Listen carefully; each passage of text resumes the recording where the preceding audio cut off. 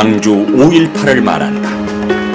5.18 민주유공자회 설립추진위원회 최운영 상임 고문의 37주년 5.18의 가슴 어린 광주의 이야기, 광주 5.18을 말한다. 첫 번째 이야기를 꺼내봅니다. 반갑습니다. 네, 반갑습니다. 유성이 자리에서 만나게 돼서 반갑습니다. 반갑습니다. 여기 올 때면은 정말로 나는 열흘 동안 항쟁에 직접 참여한 사람으로서 올 때마다 도청 모습이 저렇게 날로 변한 것에 대해서 안타깝게 생각하고 있었습니다. 그런데 어제 문재인 대통령께서 망월동 37주기에 오셔가지고 우리의 맺혀진 그런 체증을 말끔히 씻어주는 그런 말씀을 해주셔서 정말로 정말로 감회가 깊게 들었었습니다. 예, 감사합니다. 예, 항상 우리가 역사를 잃어버리면 안 됩니다. 역사를 아는 민족이라야 그 민족과 그 나라를 지킬 수가 있는 겁니다. 그런데 여기 올 때마다 보면은 왜 저렇게 다 부셔버렸을까? 실은 5.18 민중항쟁 13주기를 맞이해서 그때 당시 김영삼 대통령께서 도청을 옮기게 된다면 이 자리에 기념관과 5.18 공원을 조성해라고 담화문을 발표했는데 불구하고 그게 지켜지지 않고 참여정부 시절에 문화수도를 만든답시고 이렇게 많이 훼손을 해버렸습니다. 근데 가열찬 원상 회복을 요구하는 광주 시민들과 5.18 회원들 요구에 따라서 저희 대통령 후보 시절에 문재인 후보는 처음부터 끝까지 5.18 문제를 우리가 복원해내겠다 이런 말씀을 하셨는데 어제 망월동 묘역을 가보니까 사실 그때 약속했던 것을 그대로 이행하겠다라고 언명을 한 거 보고 진실한 말이구나 한 것을 느끼고 제가 박수를 아끼지 않았었습니다. 예. 그래서 앞으로 역사를 좀 이야기해 주시기 바랍니다. 그 역사를 말하자면 한이 없지만은 역사는 주어진 것이고 만들어진 것입니다. 그 누구도 손댈 수가 없는 겁니다. 광주 민중항쟁의 본부인 그 도청 자리를 그대로 지켰어야 하는 겁니다. 그런데 우리가 그렇게 말린데 불구하고 이 지경을 만들어 놨었거든요. 그래서 저는 여러 강연과 방송 매체를 통해서 회칠한 무덤을 만들어 버렸다 하면서 한탄을 금치를 못하고 계속 여러 경로를 통해서 원상 회복을 해야 된다라고 요청을 해 왔었습니다. 그런데 이번 선거 과정을 통해서 문재인 후보는 여러 단체에 와가지고 내가 복원해내겠습니다. 고쳐내겠습니다. 이런 약속을 누누이 했었는데 누가 정치인들 약속을 믿는가요? 선거만 끝나면 나몰라라 했던 것이 과거의 행태였었습니다. 그런데 어제 망월동 묘역 37주기 갔더니 처음부터 끝까지 약속했던 것을 이행하겠다 라고 말한 거 보고 정말로 반기지 않을 수 없었습니다. 앞으로 그 약속을 잘 이행해 주시를 보고 있고 더군다나 우리 호남인들이 왜 여러 같이 저렇게 지지를 보냈는가 그분에 대한 그 진정성을 한번 믿어보자 한 것이 어제 37주기의 국립묘소에서 기념사를 통해서 그대로 다 약속을 이행하겠다고 또다시 재천명했다라고 봐집니다. 앞으로 이걸 계기로 해서 반대를 하고 있었던 그런 사람들도 함께 또한 광주 사람들이 꼭 5.18 요것만 가지고 그런 것은 아니었었습니다. 이것은 바로 이 나라 민주주의를 어떻게 하면 지켜낼 것인가. 이 나라가 광주 항쟁 당시나 그 이후나 어떤 소요 시위가 있을 때마다 공동체 정신을 가졌는데 바로 그것은 광주 항쟁에 따른 공동체 정신이 아니었는가 그렇게 봐집니다. 앞으로 이번 망울동 묘역의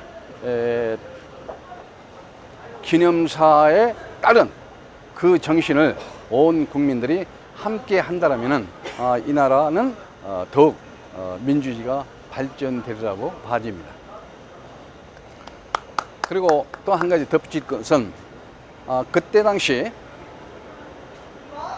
일요일 날 우리의 아들, 딸인 군대가 광주로 날아와서 우리의 부모와 형제인 사람들을 무차별 살상을 함으로써 또한 우리는 한글을 했었던 겁니다.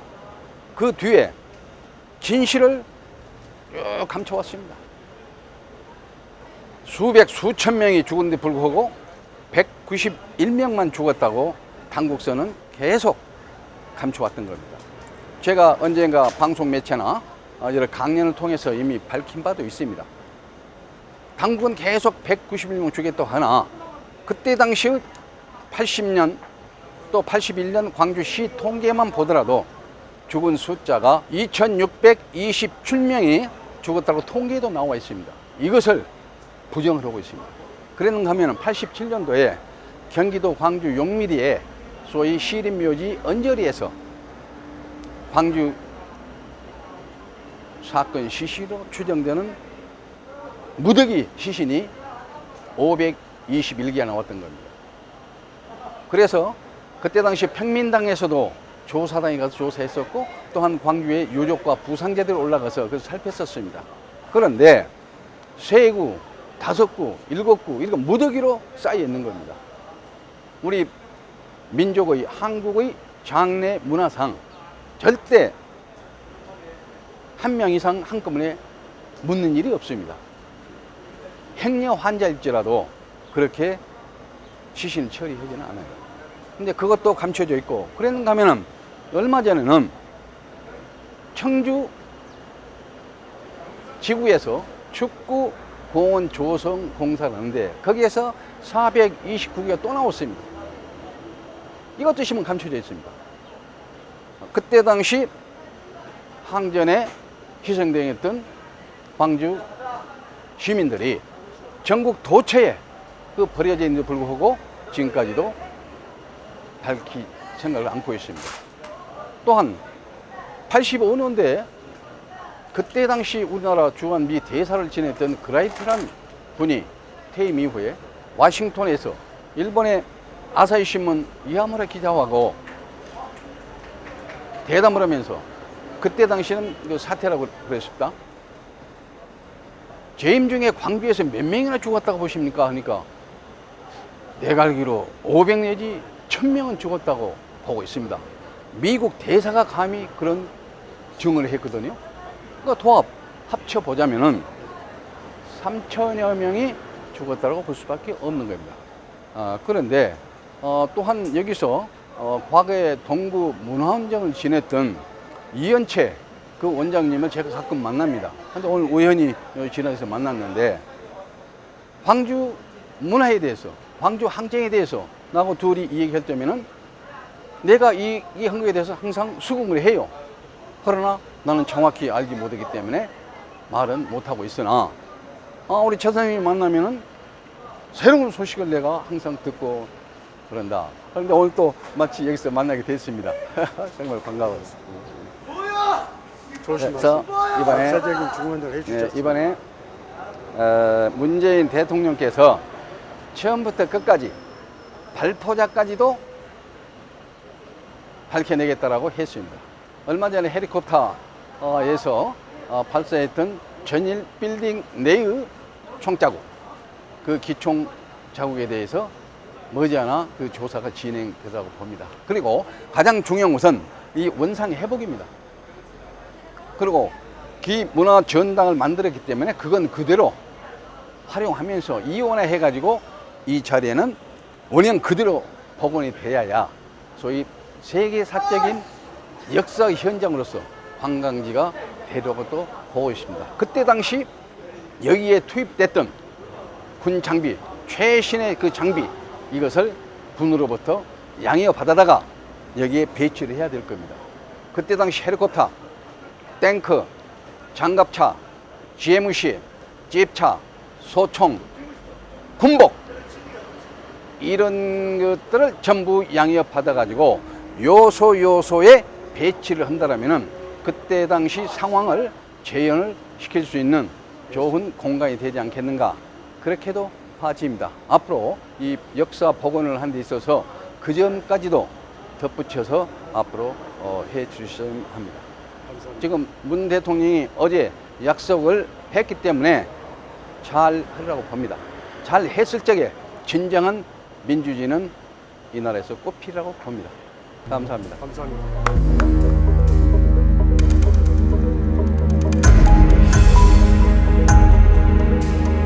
네, 여기가 도청 정문 자리입니다. 정문 자리고 항쟁 당시는 앞에가 지금 안내소가 있는데 이 안내소 뿐만 아니라 안내 뒤에가 시체 더미가 엄청 쌓여 있었습니다. 근데 그거 다 치워버리고 또한 여기를 말끔히 없애버렸는데 이런 제 증거가 앞으로 복원이 되어야만이 진정한 5.18 복원이 되리라고 봅니다.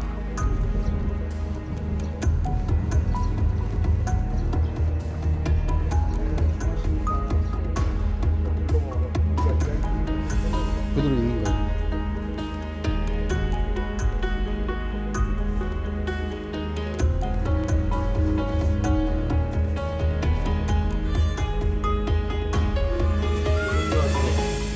전부 여기 이렇게 써져 있구만.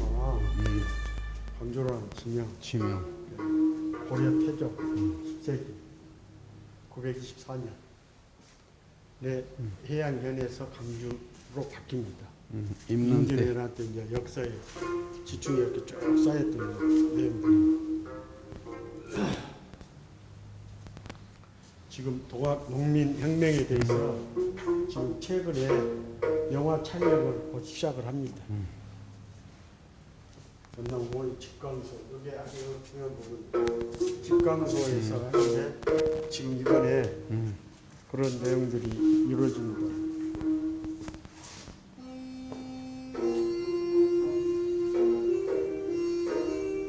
여기가 보면은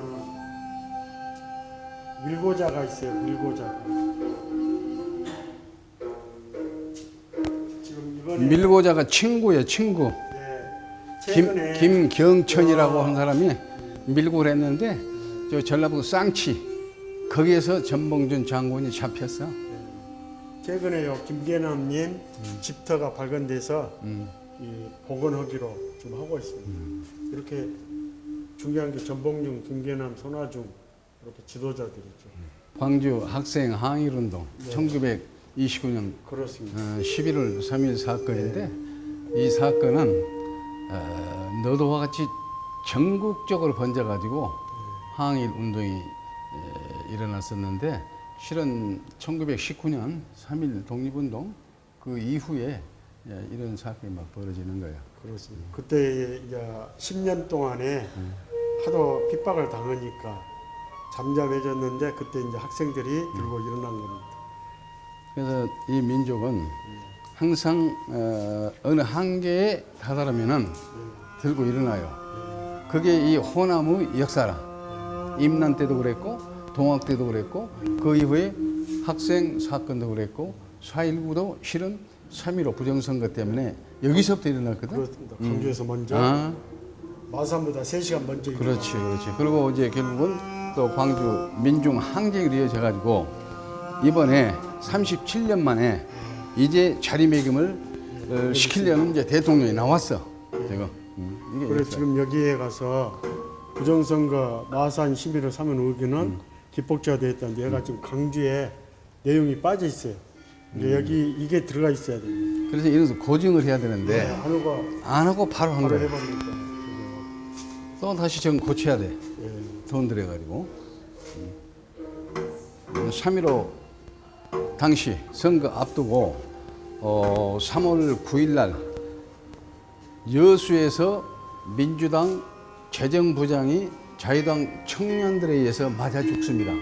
그런가 하면은 3월 11일 날 광산 소위 을구에서 또 민주당 청년이 맞아 죽어요. 그 뒤에 소위 3월 10일 선거날 야당 참관인과 종사원들이 투표장에 들어가는데 공포 분위기 때문에 철수한 겁니다. 그래가지고서 금남로 도당 앞으로 와가지고 거기서 장송 데모를 하죠. 그게 이름하여 민주주의 곡 장송 데모를 하는 겁니다. 그 데모 이후에 약 40여 분 후에 마산에서 일어난 겁니다. 그래서 3.1운동 3월 15일 부정선거도 결국은 광주에서부터 한거해 가지고 4월 26일 날 이승만 대통령이 하야하게 된 겁니다. 묘한 고장이 이리 호남입니다. 아니 의로운 고장이 묘한 고장이에요.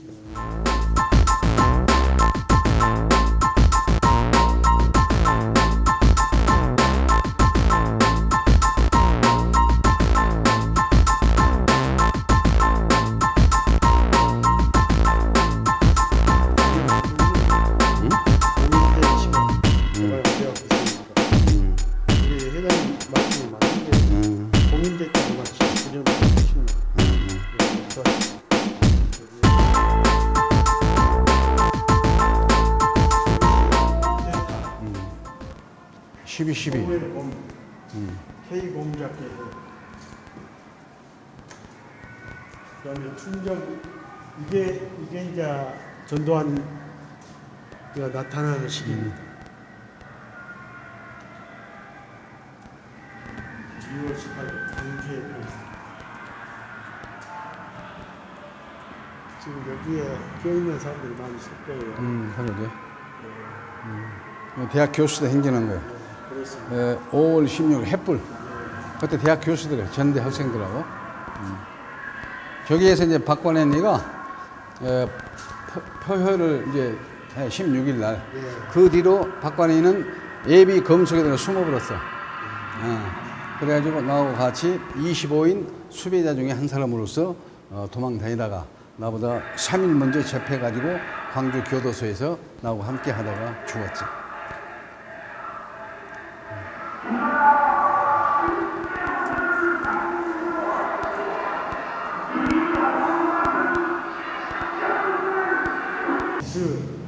빚을 분사하는 분수대.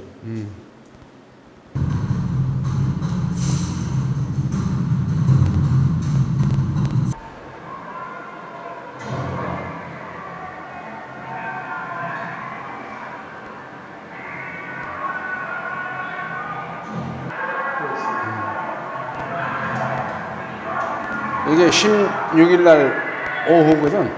16일. 15일 날은 이화에 대해서 전국 대학생 회의가 있었어요. 그 뒤에 각 지역으로 분산돼 가지고 하자 해 가지고 이제 박관현이가 16일 날 대학 교수님들 앞장 세워 가지고 비상계엄령을 해제해라고 했던 거예요.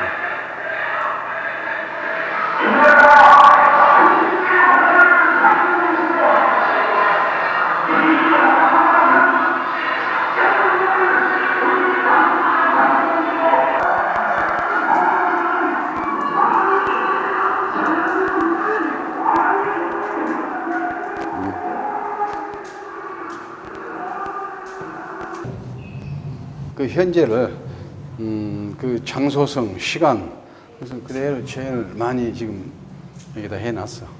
순차적으로. 지금 여기 전남대학교, 그 서창국민학교는 공수부대 트럭이 절비하게 정렬해 있었던 곳이 서창국민학교예요. 시외버스 터미널에서 제가 이 현장을 다 봤습니다. 얘들 비치를 잘 했구만. 평화롭게 발전한 그 모습으로 진화됐으면 더 이상 바랄 날이 없겠습니다.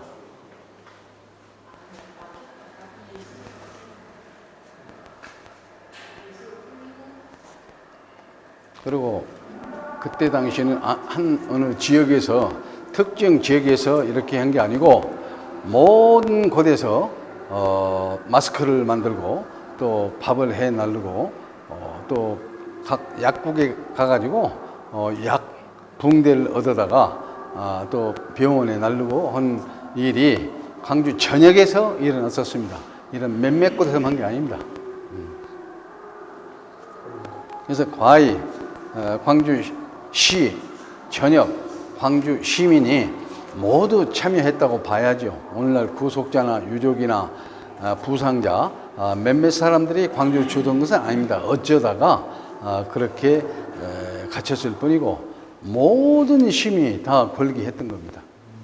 그렇죠. 시민 전체가.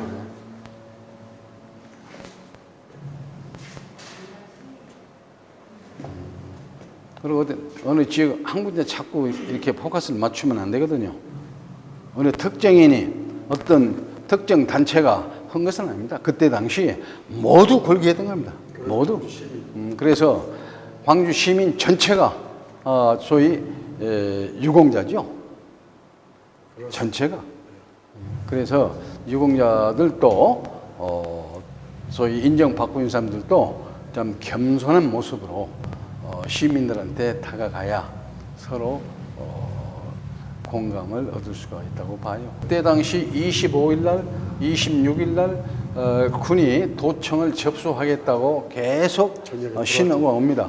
오는데 그래서 이래서는 안 된다. 사람이 거기 4,500명 이상이 있는데 군이 밀고 들어온다면 큰 희생자 나올 거 아니냐. 그래서 그때 당시 6사람이 많은 사람이 농성동까지 갔다가 탱크에 막힙니다. 그래서 거기 대표만 뽑아서 계엄사령 가자 해가지고 어른들 6명을 뽑았습니다.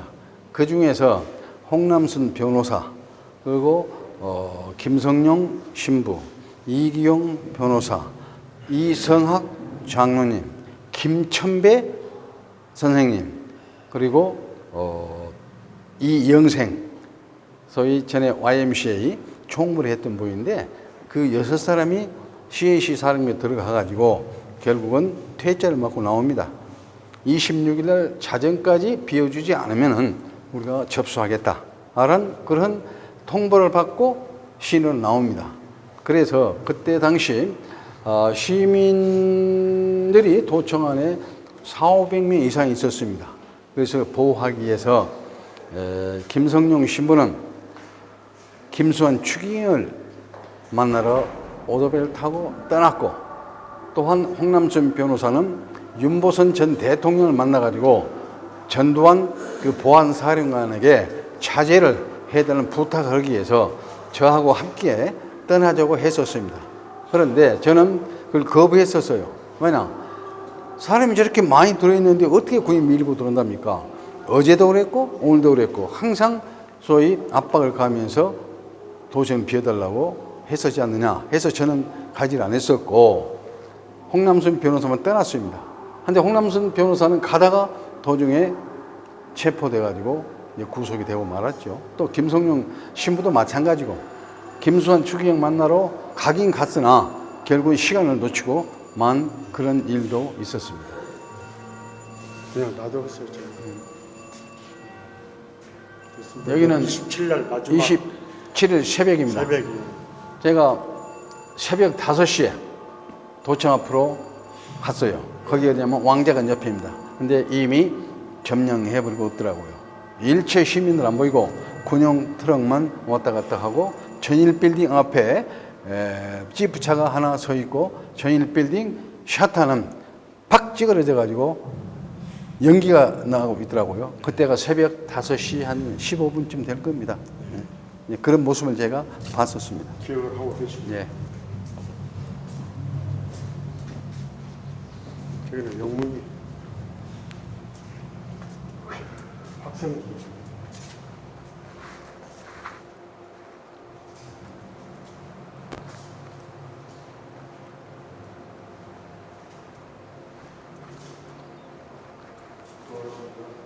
하여튼 재연을 잘 시켜놨습니다. 저는 그때 당시 10일 동안 이 항쟁에 참여했던 당사자로서 최초 수배자로서 최후 내가 2년 만에 피해감돼 가지고 구속됐다 나왔거든요. 그래서 이 광경을 보니까 재연을 참 잘해냈다.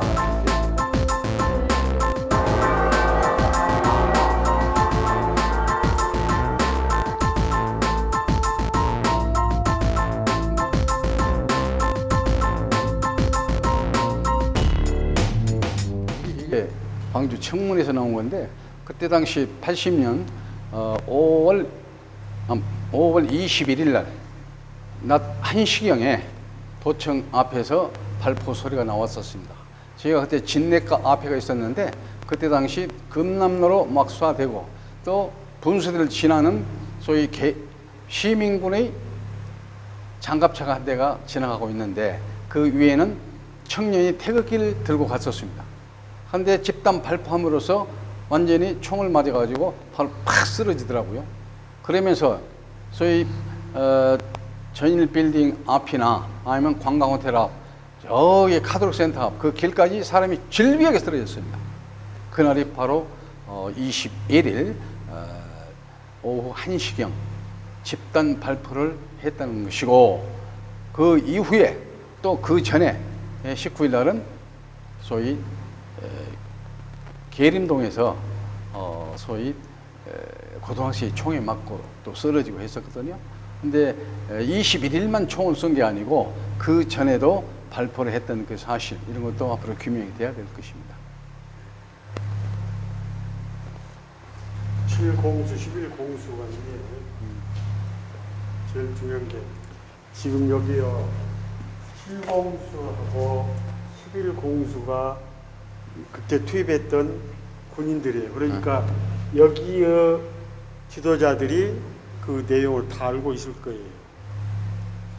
그러니까 입을 다 다물고 있잖아요. 그래서 일부 군인이겠지만은 그때 정신이 돌아불고 그랬던 사람들이 들어있다는 얘기가 많이 들리고 그랬었습니다.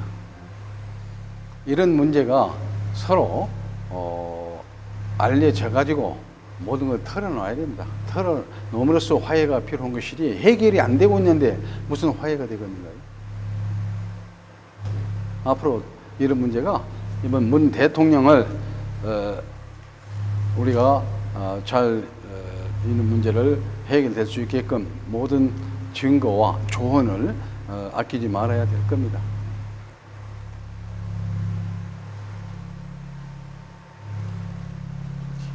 다 이런 것은 거꾸로 조작된 겁니다. 소위 페퍼포크 차라고 있어요. 그 가스 차량인데 그리고 체류탄을 막 쏩니다.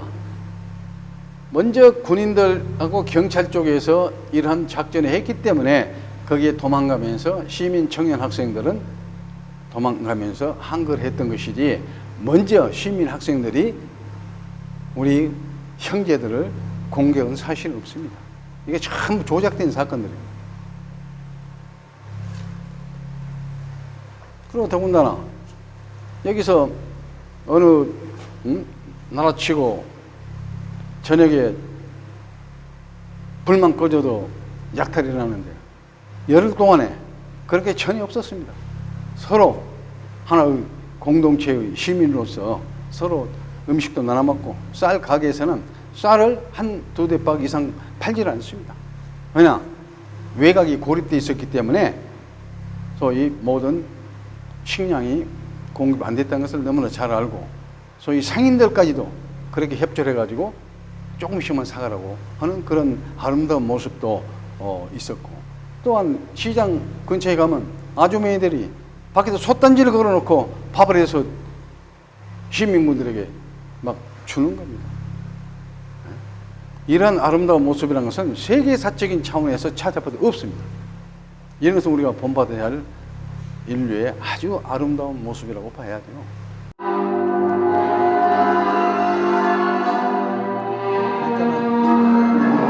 평화스러운 모습이었었습니다. 그런데 25일 날 저녁부터 긴장감이 올 겁니다. 그래서 26일 날 아침에 계엄사령부 대표가 가가지고 우리가 협상을 해보려고 했는데 이미 그분들은 결정이 나버렸어요. 그래서 더 이상 25일 자정을 기해서는 우리가 도청을 나눌 수가 접수하겠다 해서 새벽에 이제 그런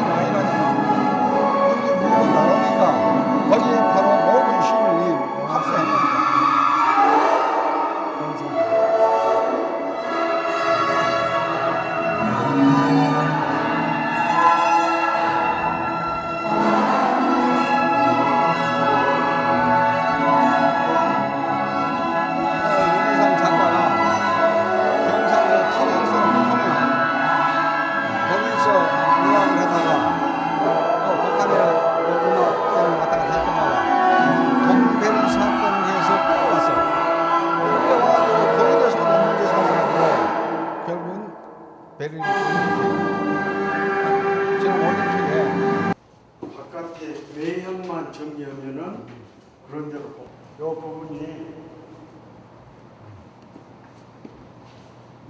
군대에서 탈취한 다이너마이트 무기를 이것을 HI에 보관했다고 써졌죠. 이런 내용들이. 1980년 5월 21일 계엄군의 집단 발표 이후 시민들은 무장을 하기 위해 시작했고 화순 탄광 등지에서 탈취한 다이너마이트를 포함한 무기들을 이곳 옛 전남도청 해의실 민원실 지하실에 보관하였다.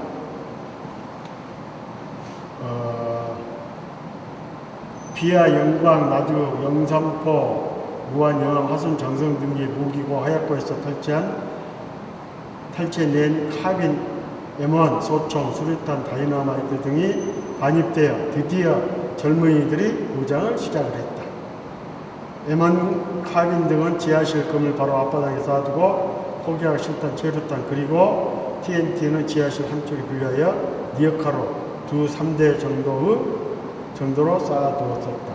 그래서 지하실을 여기는 그 무기 저기를 저장했던 곳입니다.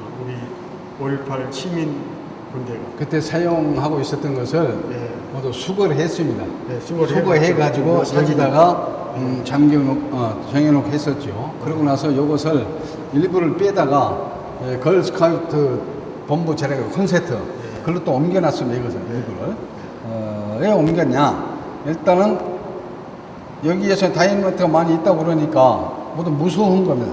그렇죠. 그래서 내관을 또 일부가 이제 빼버리고 한 일이 이 현장에서 일어났었죠.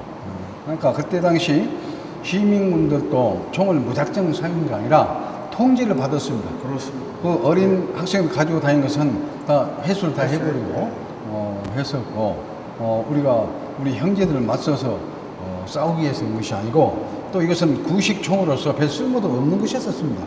그때 당시에 투입된 공수부대는 최정예 부대로서 최신식 무기로 무장한 그런 정예 부대가 왔었습니다.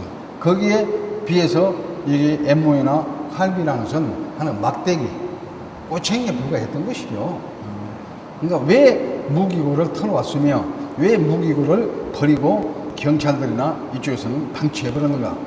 이것은 아마 그때 당시 계엄군들의 어떤 공작위에서 말려들었지 않는가?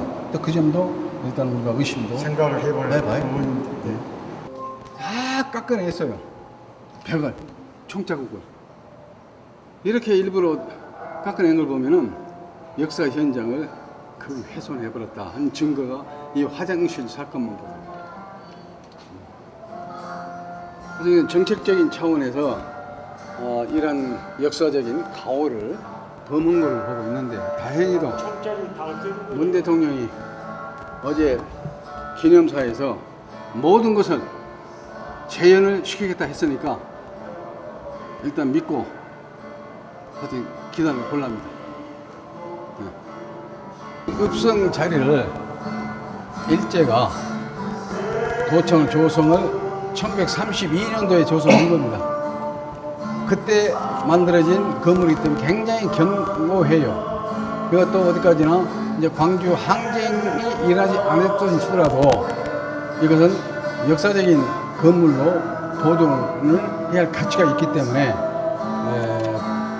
문화재로 지정을 했던 겁니다. 근데 그 문화재를 훼손해 버렸어요.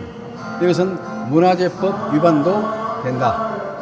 그리고 문화재란 그 지점으로부터 100m 이내에서는 이렇게 건물을 함부로 손대는 것이 아닙니다. 그리고 지방문화재는 그 지점으로부터 약 50m. 근데 여기는 지방문화재로 되어 있어요. 저 도청 건물은 국가사적지로 되어 있고. 근데 이런 문화재를 갖다가 이렇게 훼손까지 해가면서 항쟁의 본부 자리를 이렇게 훼손했다는 게 있을 수가 없다. 늦게나마 문 대통령께서 잘 하시겠다고 그러니까 잘 하시라고 믿고 지켜보랍니다.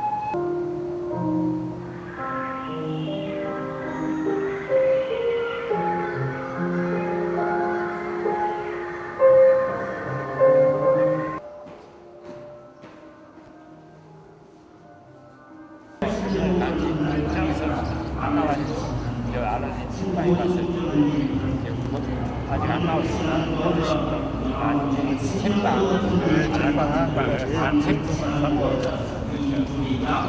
고생하셨어요. 수고하셨어요. 수고했습니다. 우리 가슴 속에는 그 당시의 역사 문화가 기록되어 있습니다. 또 오늘 현장을 봤는데 현장 복원성은 5.18 정신의 강주 항쟁 정신을 길 수 있는 그런 내용은 약 50% 절반은 구현이 돼 있다 이렇게 보는데 이런 외부적인 상황들은 전혀 안 돼 있다. 그래서 앞으로 복원이 되고 지금 저기 오간 같은 경우도 그때 당시의 시체를 돌아가신 분들 모셨던 영안소거든요. 그런 부분들이 아직은 안 돼 있어서 그래도 정신 복원은 그런 대로 돼 있다 이렇게 저는 생각합니다. 그래서 그때 당시 현장감이 몹시 떨어진 것은 외형입니다. 그건 사실이고 이 복원 문제를 외형을 어느 정도 복원시켜 놓는다면은 지금 현재 지하에 비치되어 있는 여러 현장 사진 등등이 함께 복합적으로 간다면은 머지않아 여기도 활성화되리라고 그렇게 봐집니다. 가장 중요한 것은 외형입니다. 지금 현재. 그렇습니다. 그래서 그 외형에다가 당시 그때 투입됐던 모든 장비, 전투 헬리콥터, 또 선무 공장 헬리콥터, 탱크, 장갑차, 군용 차량, 또한 군용 장비 모든 것이 이 공간에 비치가 됨으로써 그때 당시를 재현할 수 있는 좋은 관광 상품이 되지 않을까 그렇게 봐집니다. 정신관광. 지금 여기서 바로 보이는 데가 전일빌딩입니다. 저 전일빌딩 지금 9층, 10층이 청탄 흔적이 있거든요. 저기는 리모델링을 해도 그 자리는 그대로 살려놔야 된다는 것을 꼭 부탁하고 싶은 말씀이에요. 그래서 저기도 아주 중요한 흔적들이 살아있기 때문에 살려놔야겠다는 것을 말씀을 드립니다. 그리고 저 상무관 옆에 네. 앞에 그때 인도에 가서 게시판이 쭉 서 있었는데 그때 당시 시신 사람 찾는다는 그러한 방이 그렇게 많이 붙어 있었어요. 그런데 그런 것도 재현을 해내야 됩니다. 그렇습니다. 그게 바로 역사 복원이지 그냥 뭉개버리고 모든 걸 현대화 시켜가지고 소위 콘크리트로 이렇게 발라놓는다 하면은 말이 안 될 겁니다. 그래서 이름하여 지금 현재까지는 회칠한 무덤같이 돼 있다. 이런 회칠한 무덤을 파헤치기위해서는 원상 회복을 어느 정도 해야 된다라는 저는 그런 생각을 갖고 있습니다. 네, 동의합니다. 오늘 잘 둘러봤습니다. 네. 감사합니다. 네, 앞으로 문화 전당 저 모습도 네. 활성화돼 가지고 함께 잘 가다 보면은 광주가 살고 이 나라가 살고 전 세계에서 과연 광주 항쟁에 대한 그 모습을 둘러보고 그 가치가 우리하고 함께 공유가 됐을 적에 자기들 나라가 됐건 누가 됐든 간에 민주주의가 되겠구나 한 것을 느끼게 할 수 있게끔 현장을 재현을 시켰으면 좋을 것 같습니다. 네, 감사합니다.